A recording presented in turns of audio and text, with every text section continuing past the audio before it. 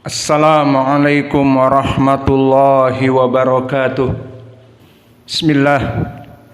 Innal hamdalillah nahmaduhu wa nasta'inuhu wa nastaghfiruh wa na'udzu billahi min syururi anfusina wa min sayyiati a'malina. May yahdihillahu fala mudhillalah wa may yudlil fala hadiyalah. Wa ashhadu an la ilaha illallah wahdahu la syarikalah wa ashhadu anna Muhammadan abduhu wa rasuluh. Ya ayyuhalladzina amanu taqullaha haqqa tuqatih wa la tamutunna illa wa antum muslimun. Ya ayyuhan nasu taqu rabbakumul ladzi khalaqakum min nafsin wahidah wa khalaqa minha zawjaha wa batha minhuma rijalan katsiran wa nisaa wattaqullaha alladzi tasaaluna bihi wal arham innallaha kana 'alaikum raqiba. Ya ayyuhalladzina amanu taqullaha wa qulu qawlan sadida yuslih lakum a'malakum wa yaghfir lakum dhunubakum wa may yuti'illaha wa rasulahu faqad faza fawzan 'azima. Amma ba'd, fa inna asdaqal hadithi kitabullah wa khairal huda hadyu Muhammadin sallallahu alaihi wa ala alihi wasallam. Amma ba'd, sidang Jum'ah Ma'had Imam Muqbil Al-Wadi'i di Darmasraya, Sumatera Barat. Semoga Allah mengampuni kita semua yang hadir di majelis ini. Maka seperti kita ketahui, pada hari-hari ini dan kita telah masuk di hari yang keempat dari hari-hari yang sangat mulia di sisi Allah, sangat Allah cintai bagi kaum muslimin yang melaksanakan amal-amal saleh padanya. Dan hari-hari ini disebutkan oleh para ulama sebaik-baiknya hari dalam satu tahun. Maka pendalilannya di dalam hadis yang diriwayatkan oleh Imam Al-Bukhari dari Ibni Abbas, dan saya akan melafadzkan riwayat yang dikeluarkan oleh Abi Daud karena lebih jelas, lebih description. Berkata Rasulullah sallallahu alaihi wa ala alihi wasallam, "Ma min ayyamin al-amalu salih ahabbu ilallah min al-ayyamil ashr." Hatta al-jihad ya Rasulullah. Na'am, hatta al-jihad fi sabilillah illa rajulun yukhatiru nafsahu fa kharaja yujahid wa lam yarji'. Maka disebutkan di dalam hadis ini, tidak ada hari-hari yang mana seorang muslim melaksanakan amal-amal saleh dan dia itu lebih dicintai oleh Allah kecuali hari 10 awal Dzulhijjah, dan kita telah masuk kepada hari yang keempat. Maka dikatakan tidak ada yang dicintai meskipun amalan jihad. Dikatakan meskipun amalan jihad, karena jihad bermacam-macam. Maka di sini kecuali memang berjihad di mana dia keluar ke medan laga dengan dirinya dan senjatanya, kemudian tertumpah darahnya di sana dan mati syahid, itu baru bisa sama pahalanya. Maka di sini menunjukkan bahwa amal-amal soleh yang kita lakukan di 10 awal di bulan Dzulhijjah adalah amal-amal yang sangat dicintai dan agung di sisi Allah. Dan seperti antum ketahui, amal-amal saleh barakallahu fikum terdiri dari perkara yang wajib dan juga dari perkara-perkara yang sunnah. Maka jika diamalkan pada hari-hari ini, dari segi lafaz sangat dicintai oleh Allah, dan bahkan jihad fisabilillah sepadan dengannya, menunjukkan bahwa pahala yang berlipat ganda. Maka dari kewajiban-kewajiban yang bisa laksanakan seperti sholat berjamaah di siang hari, karena amal-amal yang diinginkan, amal-amal di siang hari. Maka seperti salat fajr, seperti salat berjamaah duhur wal asr, dan sekarang juga seperti salat Jum'ah dan mengikuti khutbahnya. Maka perkara-perkara ini adalah perkara yang agung, karena hukumnya wajib, maka pahalanya lebih besar dari hanya sekedar amalan sunnah. Maka kewajibannya telah datang di Al-Quran, wa aqimus shalah wa atuz zakah warka'u ma'ar raqiin. Maka tegakkanlah salat dan bayarlah zakat, dan salatlah kalian ruku' bersama orang-orang yang ruku'. Adapun di dalam hadis seperti hadis yang muttafaqun alaih dari Abi Hurairah, berkata Rasulullah sallallahu alaihi wa ala alihi wasallam, disebutkan di dalam hadis, laqad hamamtu an amura an yusalliya khalfi wa ana ajma'ul hatab wa ahriqa buyutan lihaula al mukhallafin an salatil jamaah fa inna ashadda salah indal munafiqin al fajr wal isya walau ya'rifu law ya'lamuna ma fihi ma la atauhuna walau habwa. Yang maknanya Nabi mengatakan, laqad hamamtu, maka aku telah bersungguh-sungguh di dalam hatinya, berniat lebih daripada niat untuk mewakilkan dirinya menjadi imam salat diganti dengan yang lain, kemudian dia mengumpulkan kayu bakar, kemudian membakar rumah-rumah orang-orang yang tidak salat berjamaah. Kemudian dikatakan bahwa salat berjamaah, terutama salat fajr dan salat isya, sangat berat bagi kaum munafikin. Maka jika mereka mengetahui apa yang ada pada dua salat ini, maka mereka pasti akan memenuhi panggilan salat fajr dan salat isya meskipun dengan merangkak. Maka dari sini pendalilannya, Nabi ingin membakar rumah-rumah mereka, orang-orang yang menyelisihi salat berjamaah. Maka ini menunjukkan salat berjamaah hukumnya wajib. Maka barang siapa yang Allah mudahkan pada hari-hari ini salat berjamaah zuhur wal asr dan juga fajr, maka telah diberikan kemudahan untuk salat berjamaah, telah diberikan kenikmatan yang besar karena pahala yang berlipat lebih dari pahala yang sunnah. Dan begitu pun dari jenis amalan yang wajib juga menuntut ilmu, seperti hadis yang diriwayatkan oleh dua sahabat dan yang lainnya dari Anas ibnu Malik, dari Abi Sa'idin Al-Khudri, yang diriwayatkan oleh ashabus sunan, talabul ilm faridatun ala kulli muslimin. Menuntut ilmu itu adalah wajib bagi seluruh kaum muslimin, maka pahalanya lebih besar daripada pahala-pahala sunnah. Maka di sana ada juga amalan-amalan yang bukan wajib, amalan-amalan yang sunnah, seperti salawat rawatib dan seperti salat duha yang semuanya di siang hari, dan juga puasa siam. Maka pada hari-hari ini dulu salaf melaksanakan puasa, dan juga yang paling afdal daripada permasalahan puasa adalah puasa fi yaumi Arafah.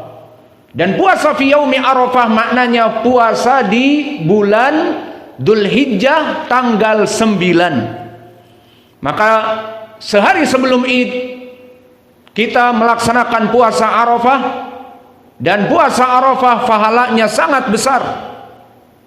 Meskipun dia sunnah, namun bagi yang mempunyai akal dan mempunyai hati yang bersih, sangat menyayangkan untuk dihilangkan dan untuk ditinggalkan. Seperti di dalam hadis yang diriwayatkan oleh Imam Muslim dari Abi Qatadah Al-Ansari, sami'tu Rasulullah sallallahu alaihi wa ala alihi wasallam yaqul, Berkata Nabi Muhammad sallallahu alaihi wa ala alihi wasallam, ahsibuhu Allah yukafiru as-sanah qablahu wa yukafiru as-sanah ba'dahu. Maka aku berharap dengan puasa 9 Dzulhijjah di hari Arafah ini diampuni oleh Allah dosa-dosa setahun yang sebelum dan setahun yang setelahnya.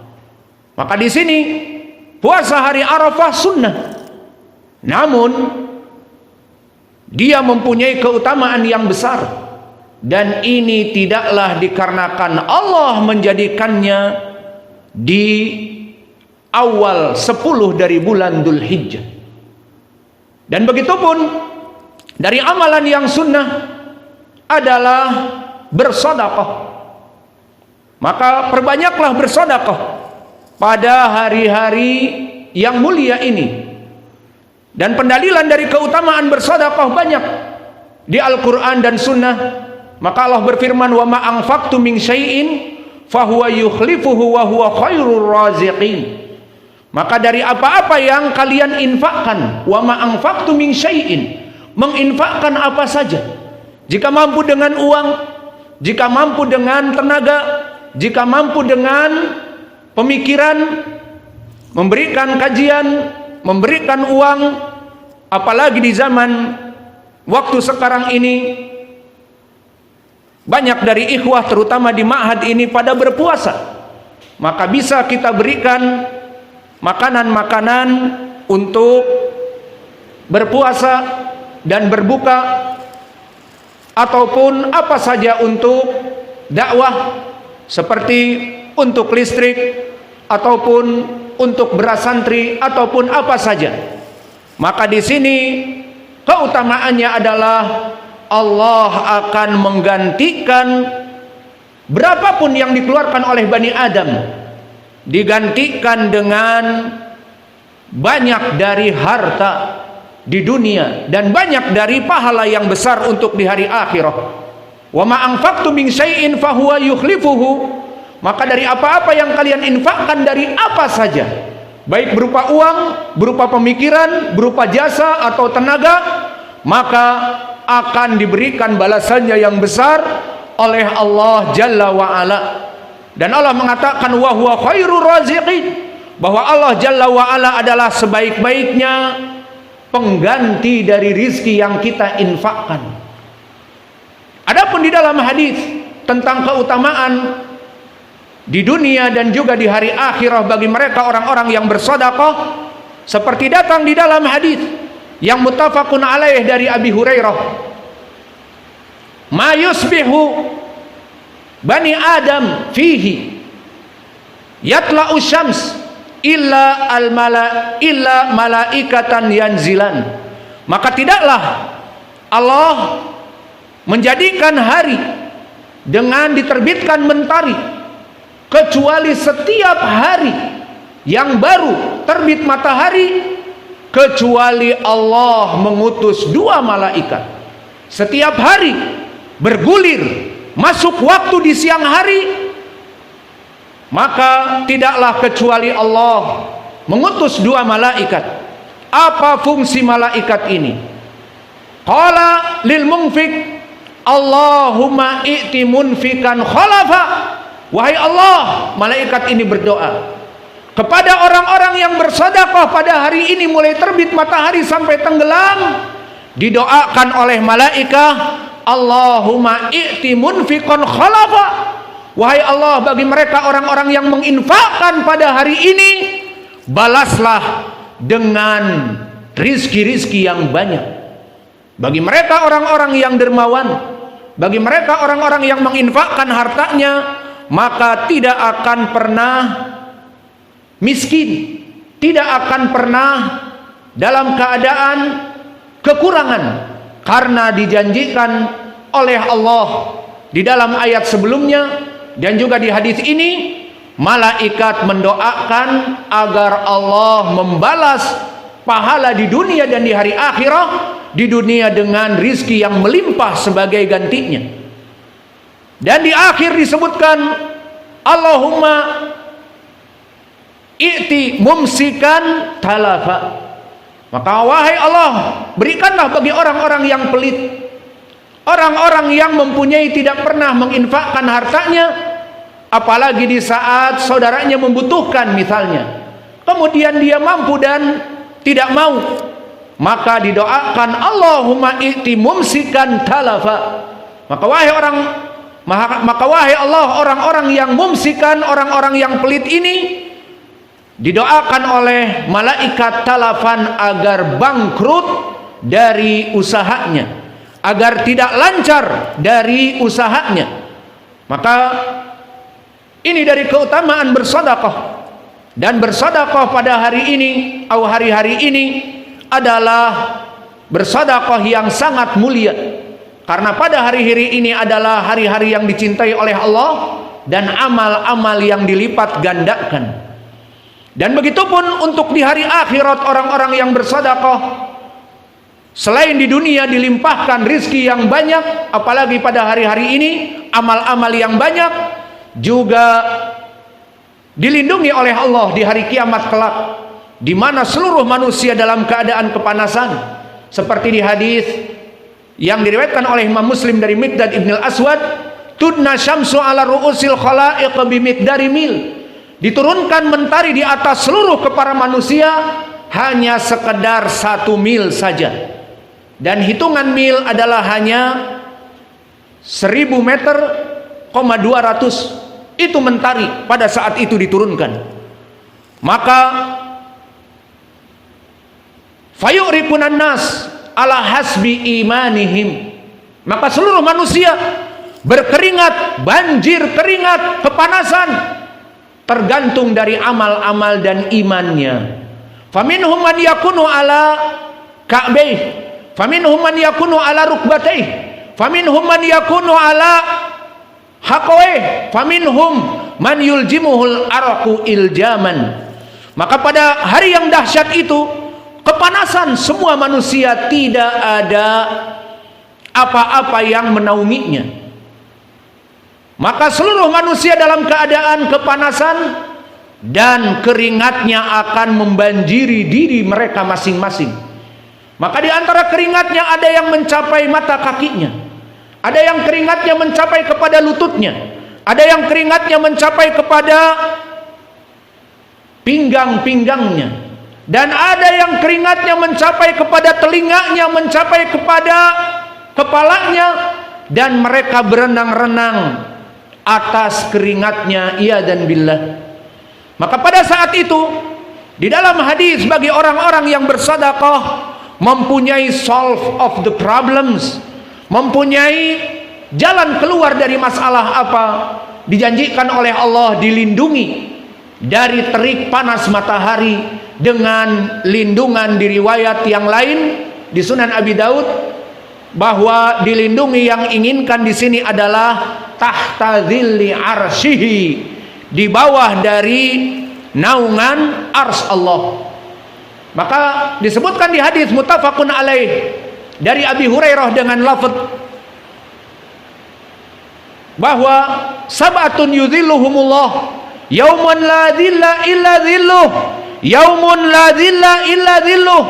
7 kelompok manusia yang akan dilindungi oleh Allah, di mana pada hari itu tidak ada naungan untuk siapapun kecuali mereka 7 orang. Yang pertama imamun adil, adapun kedua, ketiga dan seterusnya untuk mempersingkat khutbah kita tinggalkan. Maka yang ketujuh, warajulun anfaqa bimalihi fayunfiqu yaminuhu falam ya'rifu shimaluhu ma yunfiqu biyaminih, fayunfiqu biyaminih fa'akhfah hatta la ta'lama shimaluhu ma yunfiqu biyaminih. Maknanya, seseorang yang menginfakkan hartanya di jalan Allah, dan dia dalam menginfakkan sir, tidak ingin diketahui oleh banyak manusia.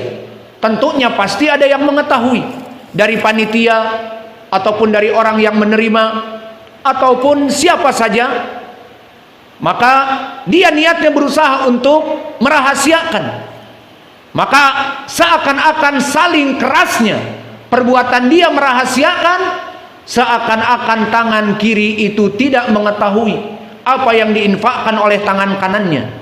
Maka inilah yang diinginkan di dalam sifat orang yang menginfakkan dan menyembunyikannya, masuk kepada 7 kelompok golongan yang Allah akan lindungi dan naungi di bawah arsy-Nya, di bawah lindungan arsy Allah, di hari yang tidak ada lindungan bagi manusia yang lain. Maka dari 3 pendalilan, kami mengajak kepada para saudara-saudaraku agar berinfak dan bersedekah apa saja, di mana saja, di mana di sekitar kita. Misalnya kita melihat ada santri berpuasa, buatlah apa saja untuk berbuka, atau mereka membutuhkan untuk kekuatan, berikan dari minuman-minuman ataupun suplemen tamar dan sebagainya, ataupun tulabul ilm di depan kita membutuhkan sebagian mereka alat tulis, maka belikanlah alat tulis. Atau bahkan di antara kita dari ada ma'had-ma'had dan dakwah-dakwah yang free of charge, maka infakkanlah untuk membantu listrik, untuk membantu beras, untuk membantu pengajar dan yang lainnya. Maka perbanyaklah sedekah, karena pada hari ini akan berlipat-lipat pahala dan akan berlipat-lipat balasan dari Allah. Maka Allah akan membalas dengan over and over again, more and more again, diberikan tambahan yang lebih banyak dari hari-hari yang biasanya.